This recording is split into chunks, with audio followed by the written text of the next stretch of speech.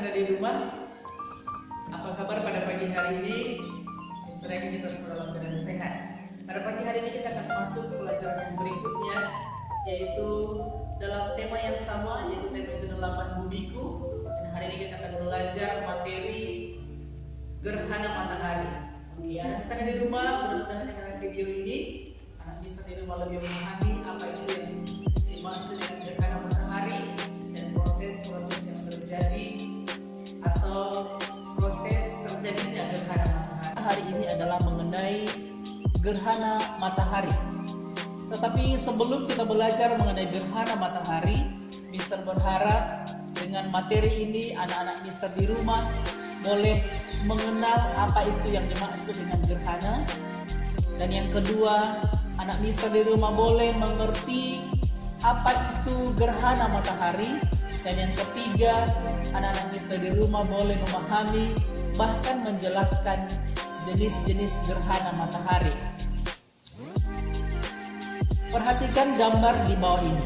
Kalau kita bisa melihat, inilah contoh gerhana matahari yang terjadi. Dan sekarang kita lanjutkan apa itu yang dimaksud dengan gerhana.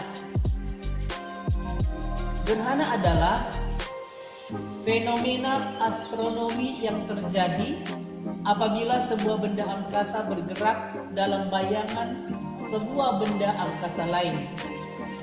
Istilah lain atau istilah umumnya digunakan untuk gerhana matahari, di mana ketika posisi bulan terletak di antara bumi dan matahari, atau gerhana bulan saat sebagian atau keseluruhan penampang bulan tertutup oleh bayangan bumi.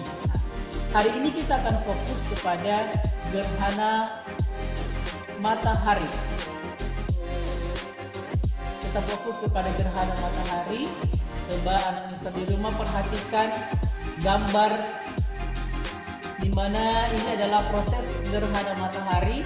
Kita bisa melihat bahwa matahari, bulan, yang A itu disebut bulan, gambar yang A disebut bulan, dan gambar paling belakang itu disebut dengan bumi. Artinya gerhana matahari ini terjadi jika matahari, bulan, dan bumi itu sejajar. Ya, untuk lebih jelasnya perhatikan penjelasan berikut ini. Proses gerhana matahari menurut gambar yang tadi, yang pertama adalah gerhana matahari terjadi pada saat posisi bulan terletak di antara bumi dan matahari, sehingga terlihat menutup sebagian atau seluruh cahaya matahari di langit bumi. Terus, dengan kata lain, gerhana matahari terjadi saat matahari, bulan, dan bumi berada dalam satu garis lurus. Jadi posisi bulan yang kecil tadi, posisi bulan ada di tengah-tengah antara matahari dan bulan. Antara matahari dan bumi. Untuk lebih jelasnya, ini ada keterangan gambar. Gambar yang A itu disebut bulan. Bulan adalah satelit bumi. Bulan adalah bulan satelit alami bumi satu-satunya dan merupakan satelit terbesar kelima dari tata surya. Yang kedua yaitu B, umbra. Umbra adalah bayangan inti yang berada di bagian tengah saat gelap pada saat terjadi gerhana bulan. Yang ketiga itu disebut dengan orbit bumi. Orbit bumi adalah orbit yang terletak di sekeliling bumi. Yang bagian D itu disebut dengan orbit bulan. Orbit bulan adalah gerakan bulan mengelilingi bumi. Sedangkan yang E disebut bumi. Bumi adalah planet ketiga dari matahari yang merupakan planet terpadat dan terbesar kelima dari 8 planet dalam tata surya.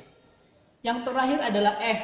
F itu disebut dengan penumbra, yang artinya bayangan kabur yang terjadi pada saat gerhana atau terjadinya bayangan pada benda gelap atau disebut dengan tidak tembus pandang.